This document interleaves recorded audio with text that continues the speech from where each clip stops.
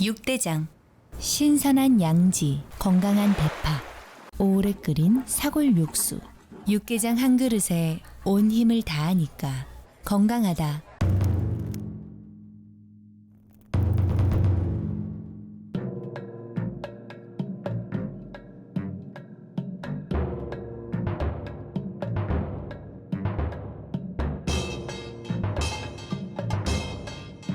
육개장은 육대장. 사랑이 샘솟고 웃음꽃 가득한 5월을 라디오 서울이 함께합니다. LA시의회가 130억 달러 규모의 새 회계연도 수정 예산안을 통과시켰습니다. 새 예산안은 노숙자 주택 문제 해결에 13억 달러, 경찰국 예산으로 32억 달러가 배정됐습니다. 유시평의회가 서류 미비 학생이라도 캠퍼스에서 채용을 할 수 있게 하는 안건을 만장일치로 통과시켰습니다. 치솟는 물가로 렌트비조차 내기 어려운 상황에 내몰리는 저소득층이 늘어나고 있습니다. 학교 인근의 이런 가운데 노숙자촌까지 다시 형성되면서 학부모들의 우려가 커지고 있습니다. 최근에 주택 매매가 크게 줄어들면서 리모델을 주로 하는 업계를 비롯해 한인 인테리어업과 건축업계가 직격탄을 맞고 있습니다. 윌셔센터 코리아타운 주민의회 대의원 선거 개표 결과 24명의 당선자 가운데 18명의 한인 대의원 당선이 확정됐습니다. LA시가 스트릿 파킹 미터기에 온라인 결제 시스템을 도입하기 시작했습니다. 주차 시간이 종료되기 전에 스마트폰으로 추가 결제가 가능합니다. 오늘 분노의 질주 영화 개봉을 앞두고 남가주 법 집행기관들이 합동 기자회견을 갖고 불법운전, 난폭운전 등에 대해 단속을 강화한다고 경고했습니다. 미주 한인님의 120주년을 기념하는 한인사회 릴레이 마라톤 행사가 내일 오후 2시에 열립니다. LA 한인회관 앞에서 시작되는데 많은 한인들의 참여가 독려되고 있습니다. 주요 7개국 정상회의에 참석한 정상들은 국제 질서 수호를 강조하면서 러시아 견제에 한 목소리를 냈습니다. 바이든 대통령은 G7 정상회의에서도 연방정부의 채무 불이행 사태를 막기 위해서 공화당과의 릴레이 협상을 이어가고 있는 것으로 알려졌습니다. 바이든 대통령이 G7 정상회의를 계기로 현지에서 쿼드 정상회의를 개최하기로 했습니다. 당초 호주를 방문할 계획을 채무 불이행 논의 때문에 취소했기 때문입니다. 바이든 행정부가 21세기 무역에 관한 미국과 대만 간의 이니셔티브의 첫 가시적 성과로 대만과 무역 관계를 강화하기로 합의했습니다. 중국은 강하게 반발했습니다. 노벨 경제학상 수상자인 폴 크루그만 뉴욕 시립대 교수가 경기 침체 우려 등 불확실한 상황에 있는 미국 경제에 관해서 긍정적인 전망을 내놨습니다. 대마초 양성 판정을 받은 미국 내 직장인이 25년 만에 최고 수준입니다. 1997년 이후 최고치로서 직장인 25명 가운데 1명이 양성 판정을 받았습니다. 글로벌 유명 브랜드들의 피부에 밀착하는 스포츠 의류에서 유독성 화학 물질이 기준치 이상 검출됐습니다. 캐나다의 최대 산유 지역 엘버타주에 산불이 확산되면서 미국 내 천연가스를 공급하는 시설 다수가 가동을 멈췄습니다. 따라서 미국의 천연가스 가격이 들썩이고 있습니다.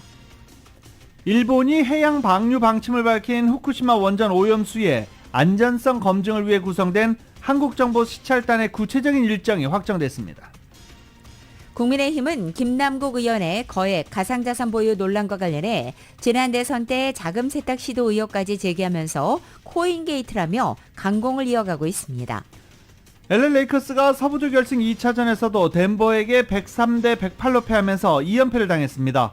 3차전은 내일 크립토닷컴 아레나로 이동해 치러집니다. LA 다저스가 세인트루이스와의 경기에서 8대 16으로 대패했습니다. 선발로 나선 유리아스가 한 이닝에 홈런을 4방이나 얻어만지며 고전했습니다. 오늘 뉴욕 증시는 혼조세로 출발했는데 현재는 상승장입니다. 원달러 환율은 1326.7원으로 마감했습니다. 남가주는 오늘 오후에 맑아지겠고 LA 한인타운 낮 최고 기온 72도 예상됩니다. 이 시간 주요 뉴스는 하늘 위 호텔 세계 최대 항공기 아시아나항공 A380에서 차별화된 서비스를 만나보세요. 고국까지 편안하고 안전하게 모시는 아시아나항공 제공입니다.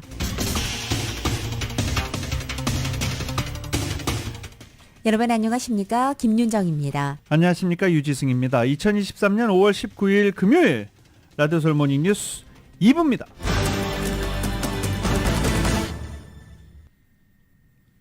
라디오서울 모닝뉴스 2부 첫 소식은 일단 G7 정상회의 관련 소식 먼저 전해드리고 그리고 뉴스 이어가겠습니다.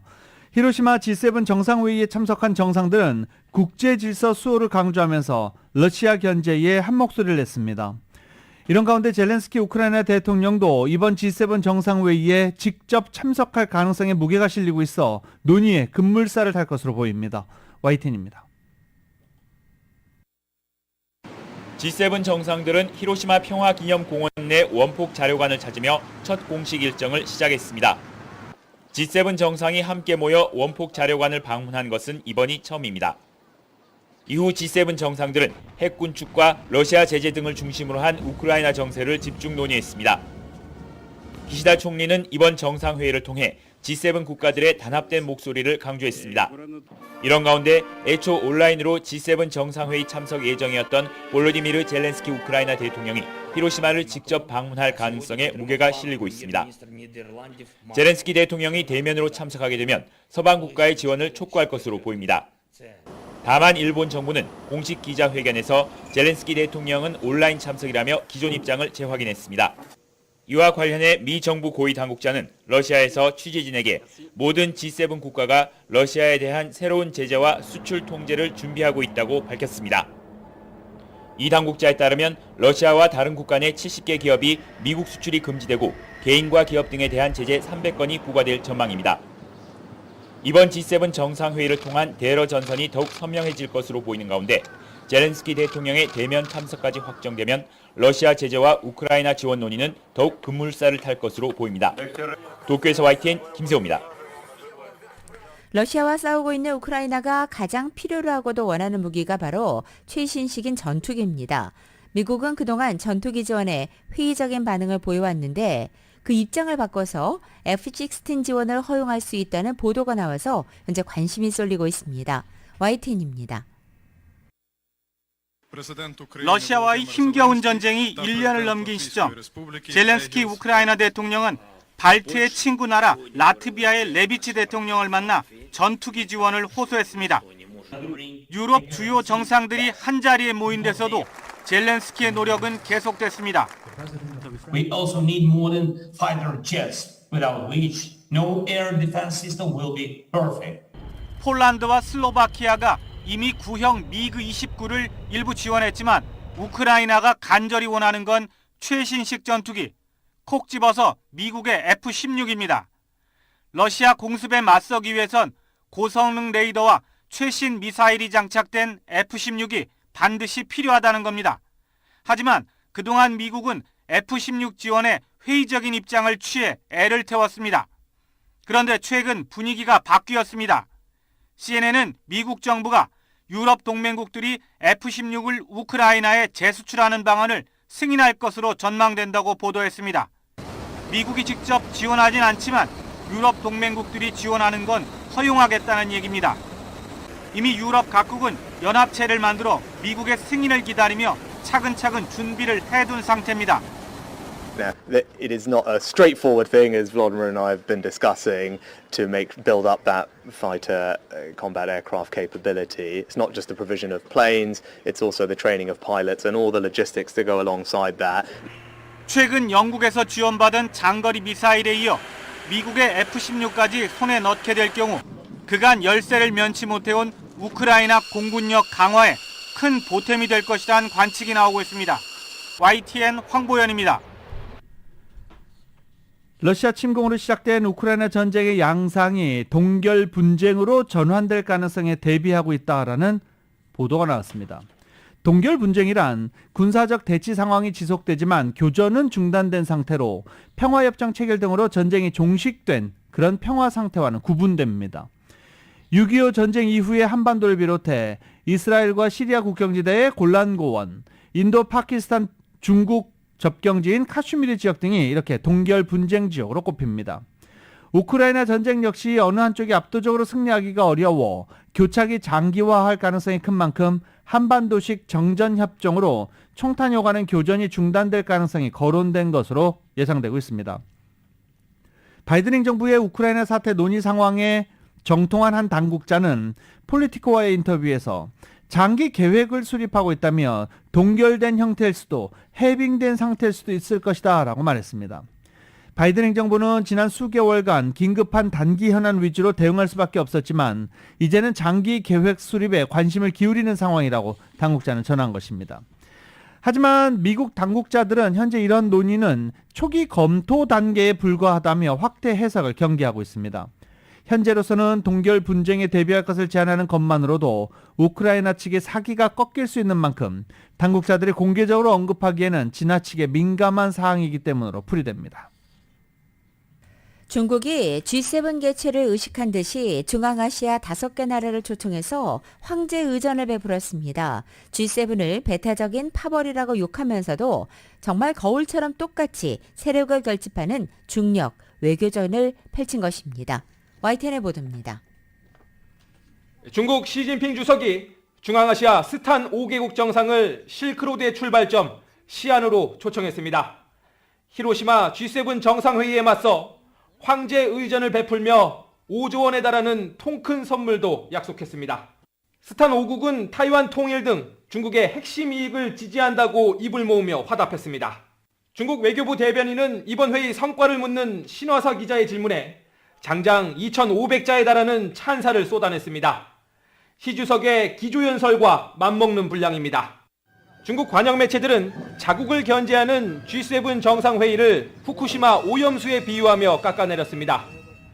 중국 시안이 개방과 평등에 다자주의 맑은 물줄기를 주입한 반면 히로시마에선 대결을 유발하는 지정학적 폐수를 방출했다는 겁니다. G7이 러시아군의 우크라이나 전면 철수를 요구하며 추가 제재안을 발표하자 러시아 총리의 방중 소식 발표로 힘을 실어줬습니다.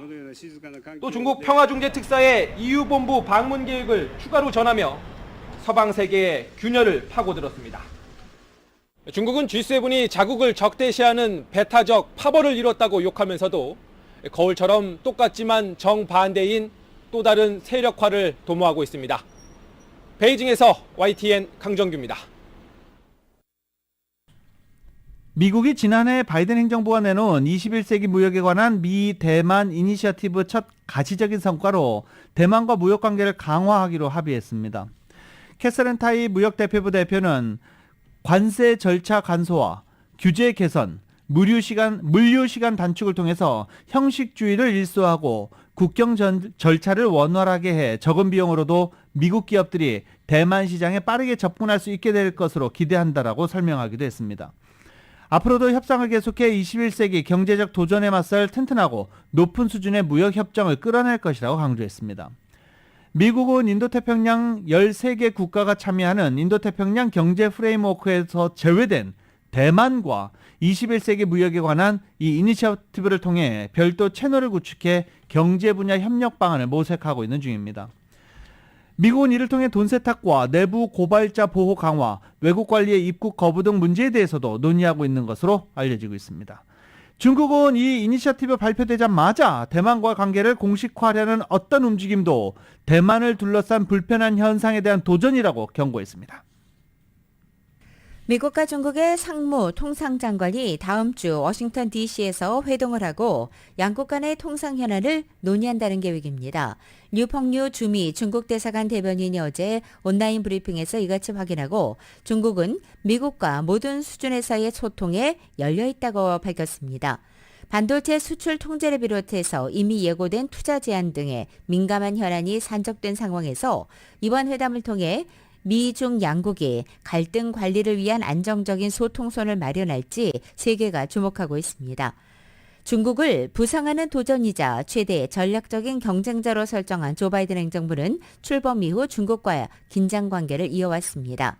특히 지난 2월에 중국 정찰 풍선이 미 영공을 침범한 이후 양국 관계는 급격히 냉각됐습니다. 토니 블링컨 국무장관의 중국 방문을 비롯해서 미중 싱가포르 정상회담 이후 예정됐던 후속 일정들이 줄줄이 취소된 바 있습니다. 이 같은 기류 변화는 최근에 제이크 설리번 국가안보보좌관이 왕이 중국 공산당 중앙정치국위원회 오스트리아 빈 회동 이후에 나타나고 있습니다. 양국 외교 안볼라인 수장은 지난 10일부터 이틀간 이어진 회동에서 미중 관계를 비롯해 우크라이나 전쟁과 대만 문제까지 광범위한 현안에 대해 논의를 이어간 것으로도 전해지고 있습니다. CNN 방송은 이와 관련해 미국 정부가 중국과 대화 재개를 위해서 블린턴 장관 등의 고위 인사들의 연쇄 방중을 추진 중이라며 일정이 잡혔다가 취소된 블링컨 장관을 비롯해 제니 옐런 재무장관과 지나 라몬드 상무장관 등의 이 중국 방문이 논의되고 있다고도 보도했습니다. 바이든 대통령이 주요 7개국 정상회의를 계기로 쿼드 정상회의를 개최하기로 했습니다. 미국과 일본, 호주, 인도 4개국 안보협의체입니다. 애초 쿼드 정상회의는 호주 시드니에서 열릴 예정이었지만 미국 내 부채 한도 상향 문제가 좀처럼 해결되지 않자 바이든 대통령이 호주 방문을 취소한 바 있습니다. G7 회의를 계기로 쿼드 정상회의 일정을 앞당겨 G7 정상회의가 열리는 히로시마에서 그냥 쿼드 정상회의도 한다는 겁니다. 장피에르 대변인은 각국 지도자들은 전략적 평가를 공유하고 안전한 디지털 기술, 해적 케이블, 인프라 용량 구축, 해양 영역 인식 등과 관련해 쿼드 차원에서 새로운 형태의 협력을 논의할 것이라고 설명했습니다. 호주에 이어서 오세니아에서 두 번째로 큰 나라 파푸아뉴기니가 미국과 안보협정을 체결해 자국 공항과 항구를 미군이 이용할 수 있도록 할 계획입니다. 호주 방송에 따르면 제임스 라마페 총리가 18일 기자회견을 열고 미국과 국방 협력을 비롯해 해상 감시에 관한 협정을 체결하기로 합의했다면서 의회의 승인이 떨어지면 가장 빠른 기회에 공식 서명하겠다고 발표했습니다. 이번 협정이 체결되면 미국은 파푸아뉴기니 공항과 항구를 이용할 수 있게 되고 또 파푸아뉴기니는 미국의 위성 보안 시스템을 활용해 해역을 감시할 수 있게 됩니다. 미 국무부는 토니 블링컨 국무장관이 다음 주 조 바이든 대통령을 대신해서 파푸아뉴기니를 방문해 양국 간의 국방 해양 안보 협정에 서명할 계획이라고도 밝혔습니다. 라디오솔 모닝뉴스 함께하고 계십니다. 모닝뉴스 2부 미국 소식은 정말 핫하고 촉촉하고 맛있는 사상 최고의 맥도널드 버거가 있습니다. 그 누구보다 먼저 먹고 싶은 맥도널드 제공입니다.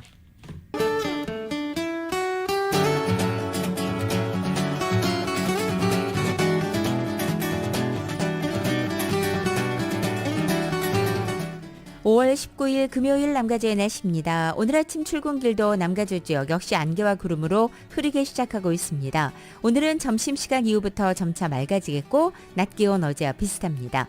토요일인 내일 역시 오늘 같은 날씨 패턴이 반복됩니다. 일요일은 보다 맑은 하늘 볼 수 있겠고 일요일의 낮 기온은 오늘보다 2, 3도가량 높아지겠습니다. LA 한인타운 오늘 낮 최고 기온 72도, 밤 최저 기온은 60도, 오렌지 카운티 지역은 73도, 61도, 밸리와 일란드 암파이어 지역 77도, 56도, 해안 지역은 65도, 58도로 예상됩니다. 한국은 오늘 구름과 햇살이 교차하겠고 서울의 오늘 아침 최저 기온이 58도, 낮 최고 기온은 79도로 예상됩니다. 라디오솔 모닝뉴스 2부 이 시간은 1250만 불, 교통사고 최고 보상, 교통사고 전문 천재 변호사 리차드 호프만, 신용의 상징, 유한양행 건강식품과 누구나 젊어지는 얼굴, 피부과학 셀리온, 메디케어 시니어를 위한 전문의 허가가 아주 빠른 한인 최고 최대의 서울 메디칼 그룹, 총 20억 달러의 승소, 크고 작은 교통사고와 상해, 브라이언 타필라와 CG 러, 고객 한 분 한 분과의 릴레이션십을 생각합니다. 당신의 든든한 금융 파트너 CBB뱅크 공동 제공입니다.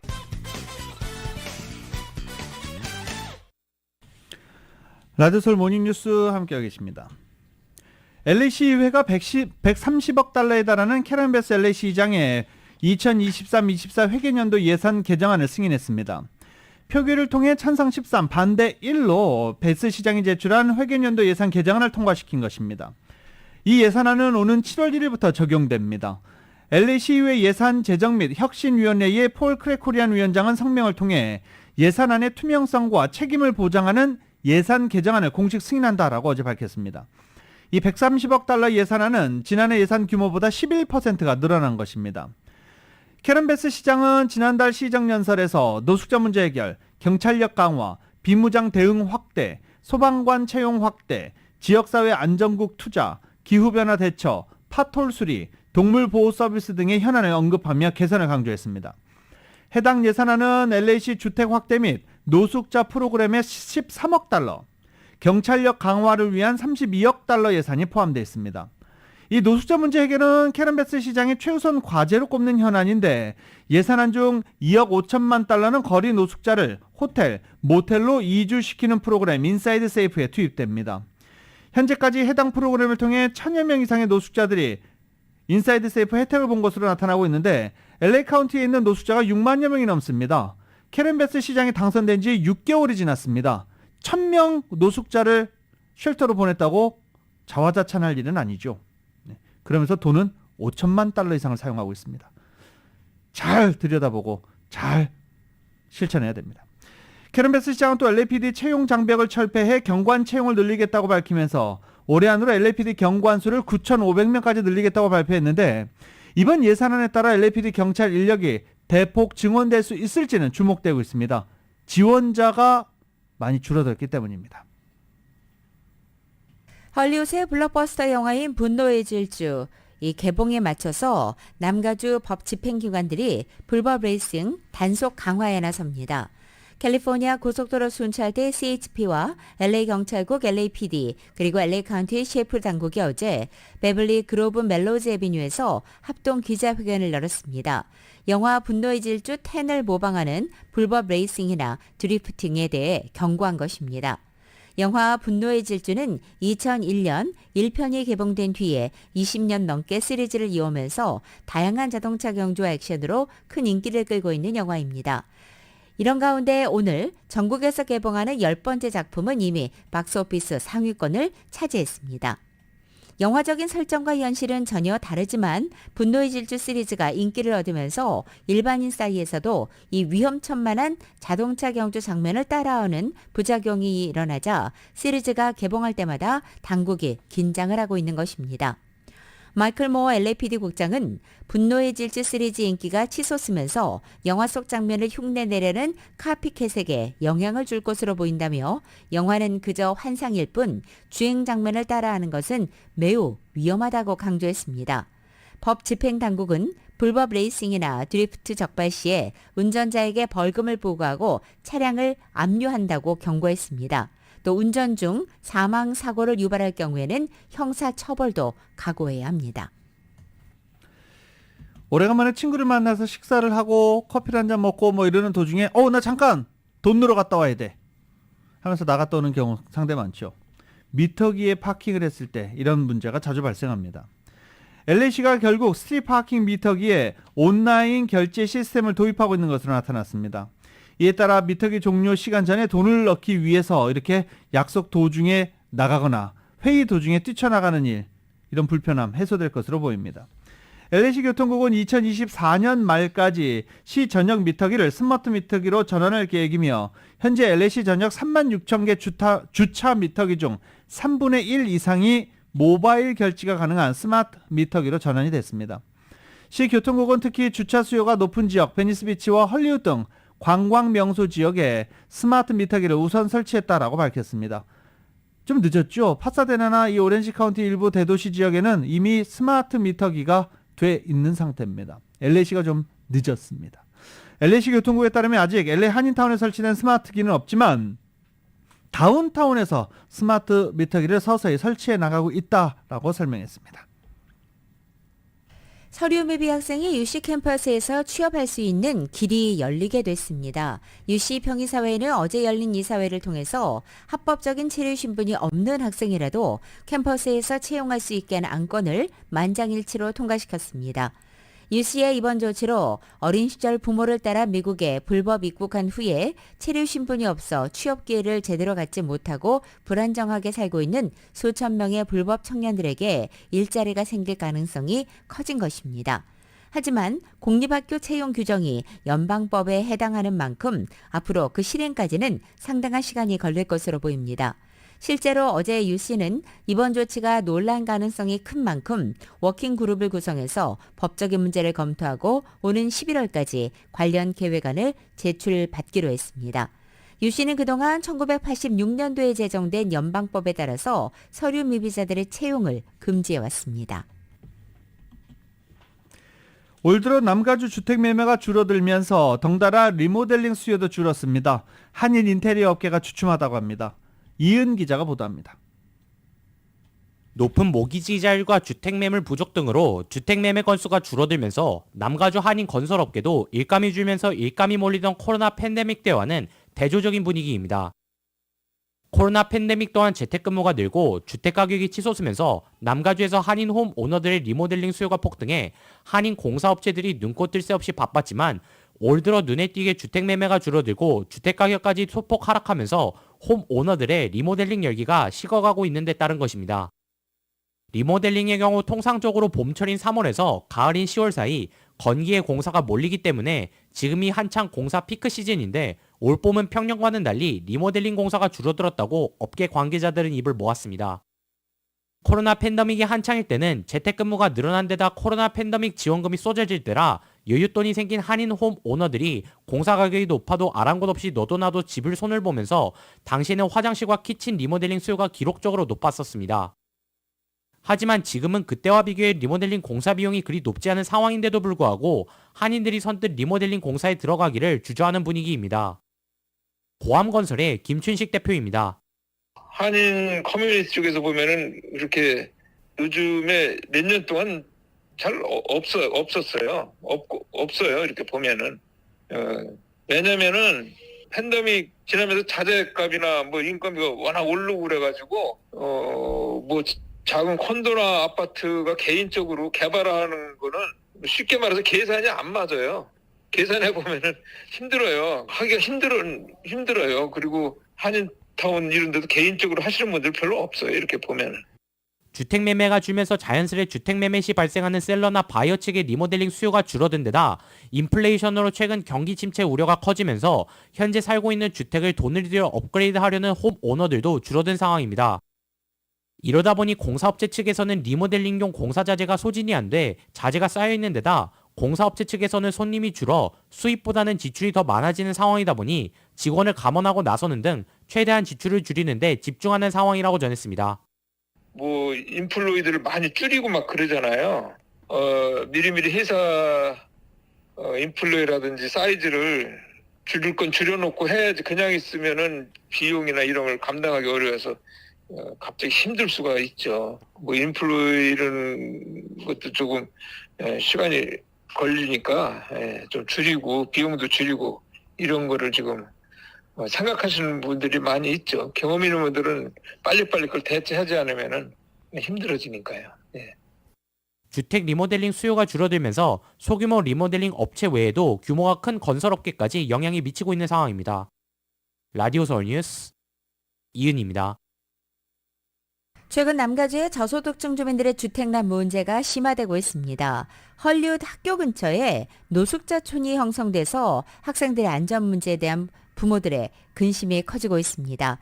로컬 소식 김지훈 기자가 전해드립니다. 최근 남가주의 저소득층 주민들의 주택난 문제가 심화되고 있습니다. 남가주 주택난으로 저소득층 주민들을 위한 주택 공급량이 100만 채가 부족한 현실입니다. 올 들어 남가주의 저소득층 주민들을 위한 주택 부족량은 지난해 88만 5천 채이던 것이 92만 5천 채로 늘어났습니다. 주택 신축 비용이 계속 늘어나면서 저소득층 주택난이 심화되고 있는데 주택 신축 비용은 지난 5년 동안 30%에서 50% 증가했습니다. 주택 공급이 수요를 따라가지 못하고 있는 데다 저소득층 주민들은 치솟는 렌트비로 허덕이고 있습니다. 월 소득이 30% 이상을 월 렌트비로 부담해야 하는 주민 수는 LA 카운티의 경우 52%, 벤츄라 카운티와 오렌지 카운티는 각각 55%와 58%로 나타났습니다. 샌디에고, 리버사이드, 샌 버나디노 카운티는 63%에서 70%가 월 소득의 30% 이상을 렌트비로 부담해야 하는 상황입니다. 한편 가주 하우징 파트너십 비영리 단체는 2031년까지 매년 180억 달러의 기금을 투자해야 주택 공급이 수요를 따라잡을 수 있을 것으로 내다보고 있습니다. 할리우드 학교 근처에 노숙자촌이 형성되면서 학생들의 안전 문제에 대한 학부모들의 근심이 커지고 있습니다. 셀마 에비뉴 초등학교와 라치몬트 차터스쿨을 따라 주 노숙자촌이 형성되면서 학생들이 등교하는 보도를 막고 가로막고 있는 데다 아이들을 픽업과 드랍을 위해 줄지어 있는 학부모들의 자동차 행렬과 맞부닥치고 있어 학부모들의 불만이 고조되고 있습니다. 지난 3월부터 이 지역에서 9건의 홈리스 관련 불미스러운 사건이 발생했고 지난 월요일에는 홈리스 텐트촌에서 실랑이가 벌어져 한 명이 체포되기도 했습니다.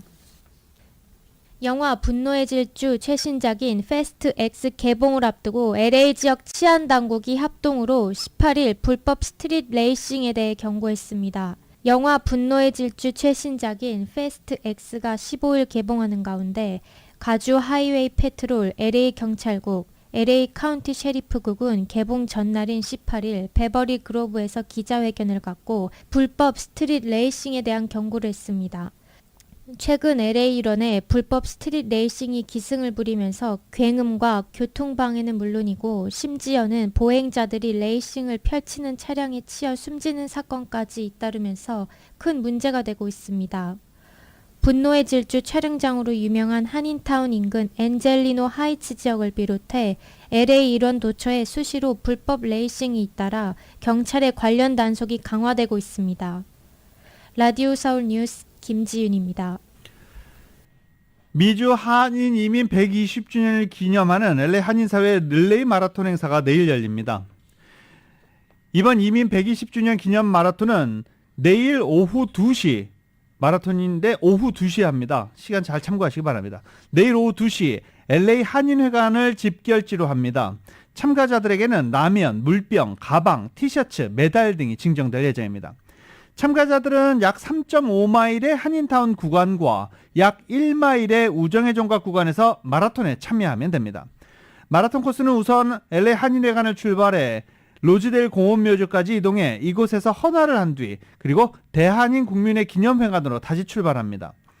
대한인 국민의 기념관에 도착하면 이곳을 견학한 뒤 다시 버스를 타고 샌페드로의 와일더스 에디션 공원으로 이동을 합니다.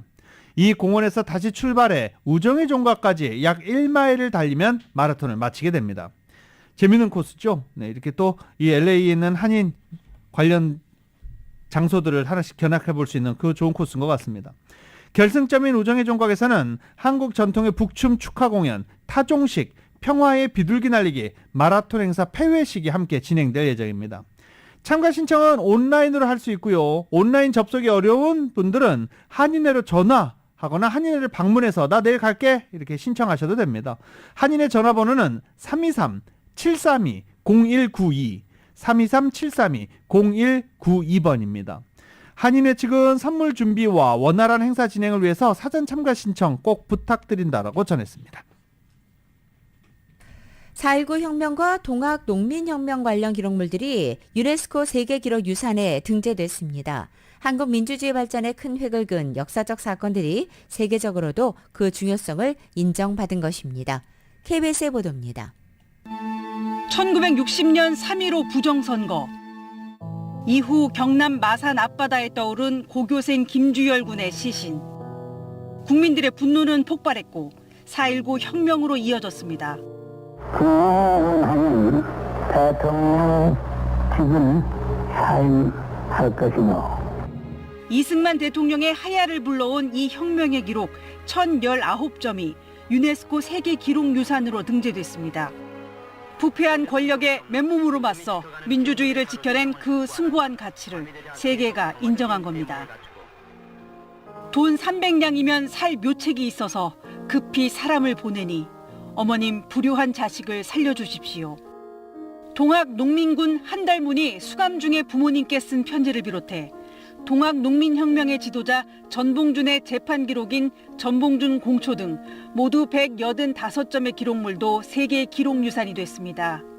전 근대적인 봉건주의 사회에서 근대 민주주의 사회로 가는 과도기였던 1894년 타락한 지도층의 저항에 공평한 사회 건설을 바라며 일으킨 이 민중봉기가 동아시아 역사의 큰 전환점이 됐다는 평가를 받은 겁니다. 우리나라의 민주주의 역사가 이 세계사에서도 주목하고 괄목할 만한 발전적인 역사였다. 이렇게 의미를 평가할 수 있다. 1997년 유네스코 세계 기록유산에 등재된 훈민정음 해례본과 조선 왕조 실록을 시작으로 동의보감과 난중일기, KBS 특별생방송 이산가족을 찾습니다 등 우리가 보유한 세계 기록유산은 모두 18건으로 늘었습니다. KBS 뉴스 이효연입니다.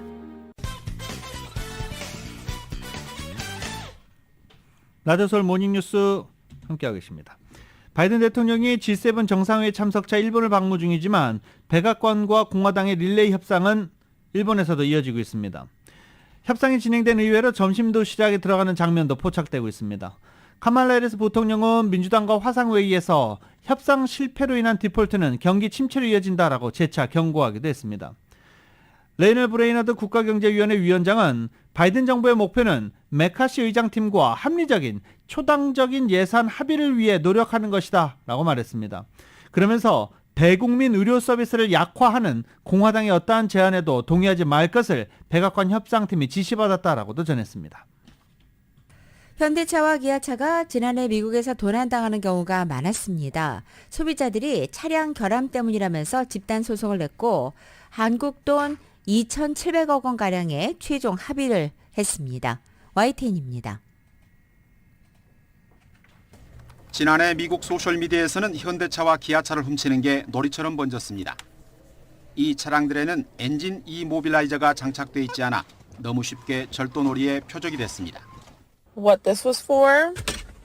They tore apart my steering wheel lock. Kias are manufactured so that you can actually hotwire a Kia with an iPhone charger. 피해 차량 수가 미 전역에서 급증하자 주 정부들까지 나서 대책 마련을 요구하는가 하면 리콜 요구에 보험 거부 사태와 함께 소비자들의 집단 소송까지 제기됐습니다. 이에 대해 현대차와 기아차는 결국 2억 달러, 우리 돈으로 2,700억 원가량을 현금 보상하기로 합의했습니다. 우선 보험으로 보상되지 않는 손해를 현금으로 모두 보상하기로 했습니다. 또 도난방지 소프트웨어 업그레이드가 불가능해 도난방지 장치를 구매하려 할 경우 최대 300달러를 지급하기로 했습니다. 현금 보상의 혜택을 받는 집단소송 참가자 수는 정확히 공개되지 않았습니다. 다만 현대차와 기아 미국 법인은 미국에서 판매된 2001년에서 2022년형 모델 약 900만 대가 절도 범죄에 노출될 수 있다고 보고 있습니다. 회사 측은 2021년 11월 이후 생산된 모든 차량에는 엔진 이모빌라이저가 기본적으로 장착돼 있다고 설명했습니다. 앞서 2월 현대차와 기아는 절도 피해 가능성이 있는 미국 내 차량들에 대해 도난방지 소프트웨어 업그레이드 지원을 시작했습니다.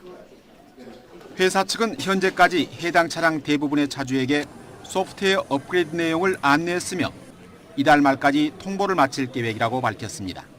YTN 유재웅입니다. 불법 이민자 즉각 추방 정책 타이틀 42호가 폐지되면서 중남미 이민자들이 미국과 멕시코 접경지로 모이고 있습니다. 그런데 아이와 함께 온 싱글맘들이 참 많습니다. KBS가 보도합니다. 멕시코와 접경 지역인 엘페소의 한 이민자 보호 시설에는 아이와 엄마들이 특히 많이 모여 있습니다. 3개월 전 아들과 함께 남아메리카를 떠난 싱글맘 곤잘레스 씨는 아들에게 더 나은 미래를 주고 싶다는 열망으로 국경을 건넜습니다. 베네수엘라 출신의 요넬라 씨는 만삭인 상태로 멕시코 국경을 건넜고 텍사스 땅에 도착하자마자 출산했습니다. 3명의 딸과 함께 온 싱글맘 코니 씨. 하지만 막내딸만 코니 씨 곁에 있고 나머지 2명의 딸은 아직 연방정부의 조사를 받으며 구금 중입니다.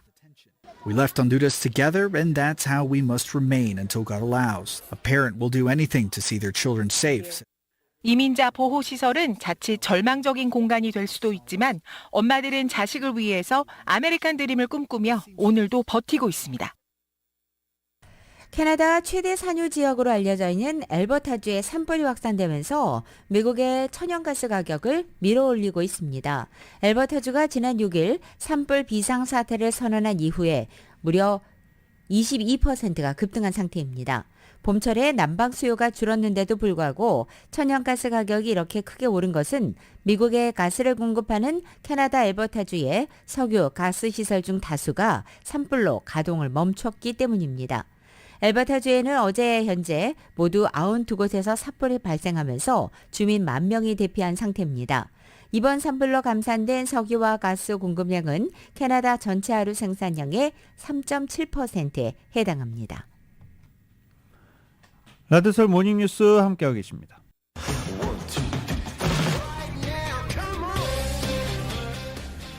라디오서울 모닝뉴스 스포츠 소식입니다. 스포츠 소식은 전문가가 추천하는 이민법과 가정법 전문 재인정 종합법률사무소 제공입니다. 어제 농구 보신 분들 아주 답답하셨죠? 경기는 정말 접전의 접전이었습니다. 이길 수도 있지 않을까? 라는 생각도 많이 하기도 했는데 그러지 못했습니다. 어제 LA 레이커스와 덴버 너게츠 간의 경기는 레이커스가 103대 108로 패했습니다. 특히 4쿼터 승부처에서 르브론 제임스, 앤서니 데이비스 잘 안 풀리는 모습 보고 상당히 답답했는데 르브론 제임스 정말 세월을 이기지 못하는 게 아닌가라는 생각이 들 정도였습니다. 어제 덴버 너게츠는 자말 머레이가 4쿼터 맹활약을 펼치면서 LA 레이커스를 격파했습니다. 덴버의 자말 머레이가 37득점을 올렸고 그리고 여전히 꾸준한 선수 니콜라 요키치 선수가 23득점, 리바운드 17개, 어시스트 12개, 또 트리플 더블을 작성하면서 덴버 승리 2연승을 이끌었습니다. 르브론 제임스가 22득점, 어스틴 리버스가 22득점을 올렸지만 이 덴버 너게츠의 4쿼터 자말 머레이의 대폭발을 막지는 못했습니다. 2패로 몰려있는 LA 레이커스와 덴버 너게츠 간의 3차전 경기는 내일 LA로 돌아와서 펼쳐집니다. 지금 프리미어리그를 주름잡는 대표적인 골잡이들이 20살 무렵에 걸쳐간 대회가 바로 FIFA 20살 이하 월드컵입니다. 이번 주말 아르헨티나에서 시작됩니다. KBS의 보도입니다. 4년 전 19살 홀란은 피파 역사에 남을 대기록을 썼습니다. 온두라스전에서 혼자 9골을 터뜨리며 12대 0 대승을 이끌었는데 이때부터 이미 괴물 공격수였습니다. 손흥민의 단짝 해리케인과 살라흐도 20세 이하 월드컵이 배출한 스타입니다. 미래 스타의 경연장 20세 이하 월드컵은 모레 리오넬 메시의 조국 아르헨티나에서 막을 올립니다. 지난 대회 골든볼을 수상한 이강인을 앞세워 준우승한 우리 대표팀은 또 한 번 세계를 놀라게 할 각오입니다. 아르헨티나 현지 적응 훈련에서 막바지 담금질에 집중하고 있습니다. 경기 감각이라든지 경기 체력에 좀 중점을 맞춰서 2경기 정도 연습 경기를 진행을 했었고 조직적인 준비를 좀 중점을 뒀던 것 같습니다. 3월 아시안컵에서 그림 같은 골을 터뜨린 공격수 강성진과 프리미어리그 브렌트퍼드가 관심을 보인 수비수 김지수 등은 제2의 이강인 신화를 다짐합니다. 단 한 번뿐 나갈 수 있는 이 대회 이제 어릴 때부터 꿈꿔왔는데 최대한 열심히 뛰고 최대한 즐기려고 잘 준비하고 있습니다. 대표팀은 아르헨티나 북서부 도시 멘도사에서 조별리그 3경기를 모두 치르는데 강호 프랑스와 1차전이 고비입니다. 세계 축구의 미래를 미리 엿볼 수 있는 피파 20세 이하 월드컵은 KBS 한국방송이 함께합니다. KBS 뉴스 김기범입니다. 어제 LA 다저스가 세인트루이스의 원정 경기를 가졌는데 8대 16 상상하기 어려운 점수죠. 이렇게 이겨는 봤지 이렇게 져보지 않았던 LA 다저스 어제 충격적인 8대 16 패배를 당했습니다. 그것도 믿는 투수 훌리오 유리어스가 나선 경기에서 이렇게 패했다는 것은 큰 충격으로 다가옵니다. 세인트루이스가 3회 홈런 4방을 몰아치면서 LA 다저스의 에이스 훌리오 유리어스를 무너뜨렸습니다.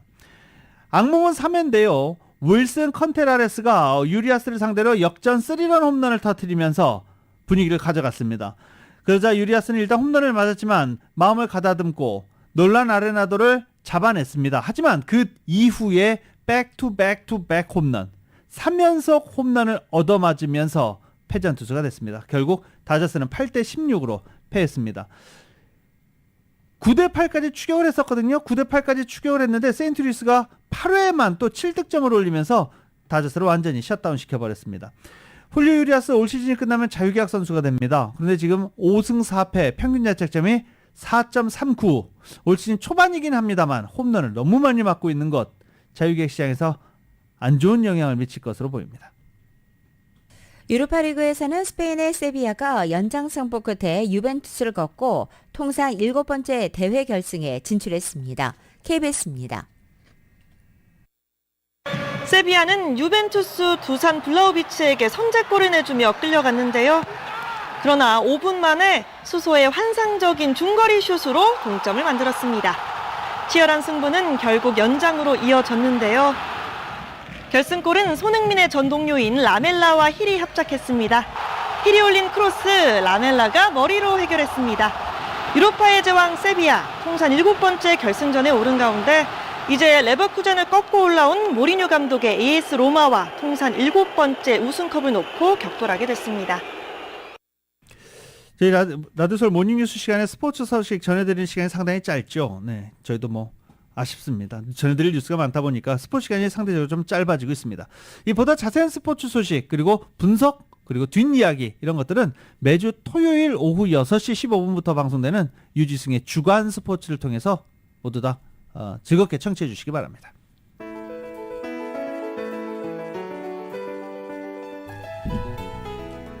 (2023년 5월 19일) 금요일에 전해드린 라디오솔 모닝뉴스 여기서 마치겠습니다. 지금까지 진행의 유지승, 김윤정이었습니다. 모닝뉴스 2부 이 시간은 1250만 불 교통사고 최고 보상, 교통사고 전문 천재 변호사 리차드 호프만, 신용의 상징 유한양행 건강식품과 누구나 젊어지는 얼굴 피부과학 살리온, 메디케어 시니어를 위한 전문의 허가가 아주 빠른 한인 최고 최대의 서울메디칼그룹, 총 20억 달러의 승소, 크고 작은 교통사고와 상해 브라이언 타필라와 시질러, 고객 한 분 한 분과의 릴레이션십을 생각합니다. 당신의 든든한 금융 파트너 CBB뱅크 공동 제공이었습니다.